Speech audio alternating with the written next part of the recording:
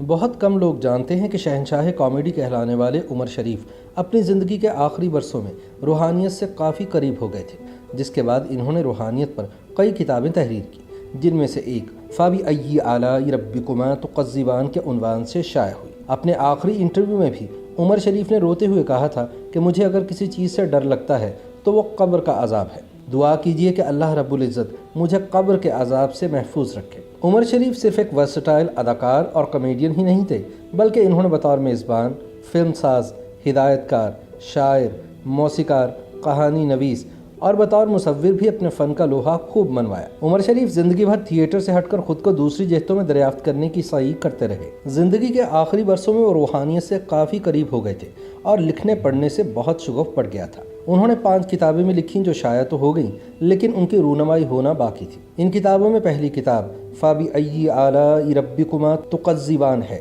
جو روحانیت کے موضوع پر ان کی پہلی تصنیف تھی۔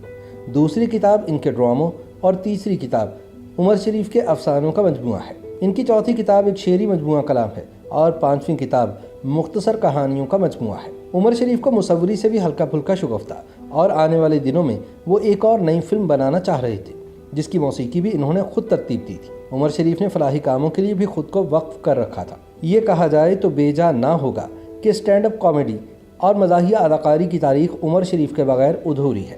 پاکستان میں 80 اور 90 کی دہائی سے شروع ہونے والے اسٹیج ڈراموں کے ذریعے اس طرز کی کامیڈی کا آغاز ہوا، جبکہ اس نوعیت کی کامیڈی کے تانے بانے پاکستانی فلمی صنعت کی مزاحیہ اداکاری سے جا ملتے ہیں۔ دھیرے دھیرے یہ مزاح کا میڈیم ریڈیو، فلم اور ٹیلی ویژن کے لیے لازم و ملزوم ہو گیا، لیکن پاکستان میں اسٹیج ڈراموں کے ذریعے جس انوکھی طرز کی کامیڈی تخلیق کی گئی، اس نے مزاح گوئی کا سارا منظرنامہ ہی بدل کر رکھ دیا۔ اسٹیج کامیڈی باقاعدہ ایک میڈیم بن گیا، اور جب انٹرنیٹ کا دور نہیں تھا تب ان اسٹیج ڈراموں کے آڈیو اور ویڈیو کیسٹس دنیا بھر میں پہنچے اور پاکستانی مزاح گو فنکاروں کی صلاحیتوں کا لوہا مان لیا گیا۔ پاکستان کے ان مزاحیہ فنکاروں کی اکثریت ایسی تھی جن کی تشہیر میں پاکستان ٹیلی ویژن کا کوئی کردار نہیں، اور انہوں نے اپنے بلبوتے پر کامیڈی میڈیم کے ذریعے اسٹیج کرداروں کی مدد سے اپنی دنیا آپ پیدا کی۔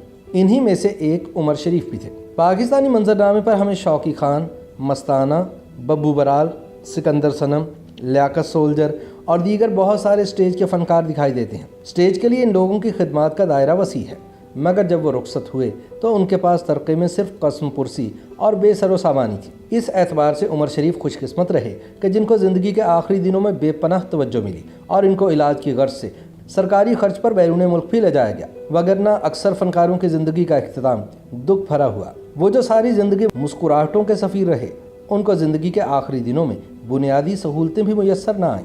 پاکستانی فلمی صنعت سے منور ظریف، رنگیلا، ننھا اور لہری جیسے فنکاروں نے مزاح گوئی کی روایت کو مضبوط کرنے میں کلیدی کردار ادا کیا۔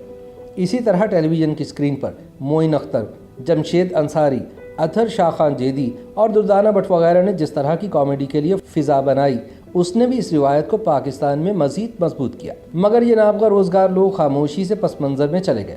عمر شریف خوش قسمت رہے کہ ان کے حصے میں بے پناہ توجہ اور چاہت آئی۔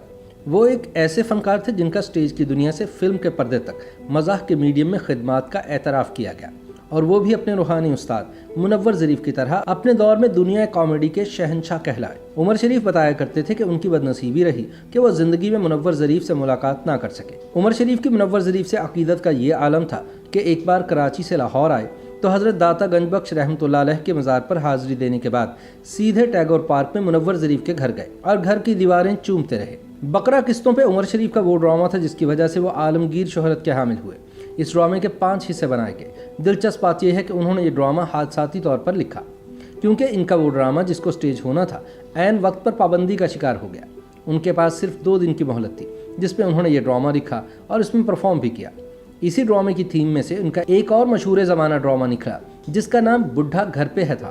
عمر شریف چونکہ فلموں سے ہمیشہ متاثر تھے، اس لیے فلمی صنعت کا رخ بھی کیا اور فلمیں بنانے کے ساتھ ساتھ ان میں کام بھی کیا۔ اس تناظر میں عمر شریف کی مقبول فلم مسٹر 420 ہے۔ پاکستان ٹیلی ویژن سے ان کا واسطہ کم رہا، جس کی ایک وجہ ان کے نزدیک ساتھی فنکاروں کا پیشہ ورانہ حسد تھا، جنہوں نے انہیں کام کرنے کے مواقع نہیں ملنے دیے۔ البتہ آگے چل کر عمر شریف نے مختلف نجی ٹی وی چینلز آ جانے کے بعد کئی ٹاک شوز تو کیے، لیکن ٹیلی ویژن پر اداکاری سے فاصلہ ہی رکھا۔ عمر شریف زندگی کے آخری دنوں میں بہت بیمار رہے और इनकी रहलत के हवाले से झूठी खबरों और अफवाहों का बाजार भी गर्म रहा। उन्हीं दिनों में इनके घरेलू झगड़ों की बाज़गश भी अदालत में सुनाई दी। वजह तनाज़ा जायदाद थी। उमर शरीफ ने 3 शादियाँ की। इनकी बेगमात के नाम दीवा उमर, शकीला कुरैशी और ज़रीन गज़ल हैं। सिर्फ पहली बेगम से इनके 2 बेटे हैं। इन्हीं से एक बेटी भी थी जिनका गुर्दे के ट्रांसप्लांट के दौरान इंतकाल 1 बरस पहले हुआ था। उमर शरीफ को अपनी बेटी के इंतकाल का बेहद सदमा हुआ, जिसके बाद इनकी सेहत गिरना शुरू हो गई। उमर शरीफ के करीबी दोस्त और साथी अदाकार शराफत अली शाह का कहना है कि उमर शरीफ की बीमारी के पीछे असल वजह ज़हनी दबाव थी। उन्होंने पेशावराना काम को भी अपने ऊपर हावी रखा और फिर निजी ज़िंदगी के मसाइल ने भी इनको अपनी गिरफ्त में लिए रखा। यही वजह है कि जब वो कई बरसों के बाद सन 2019 में दोबारा थिएटर की तरफ लौटे और कराची में वाह वाह उमर शरीफ पेश किया गया तो वो तनकीद का शिकार हुआ। इसकी कई वजूहात में से एक वजह उमर शरीफ की नासाज तबीयत थी। इन तमाम मसाइल के बावजूद उमर शरीफ साबित कदम रहे और ख़ुद को दरियाफ्त करने की सही में मगन नजर आए। YouTube पर गूगली न्यूज देखने के लिए youtube.com की सर्च बार में गूगली न्यूज टीवी टाइप करें। गूगली न्यूज के पेज पर सुर्ख रंग के सब्सक्रिप्शन वाले बटन पर क्लिक करना ना भूलिए। YouTube पेज पर अपलोड होने वाली वीडियोस से बाखबर रहने के लिए बेल आइकन पर क्लिक कीजिए। आपको हर नई वीडियो के बारे में नोटिफिकेशन मौसूल हो जाएगा।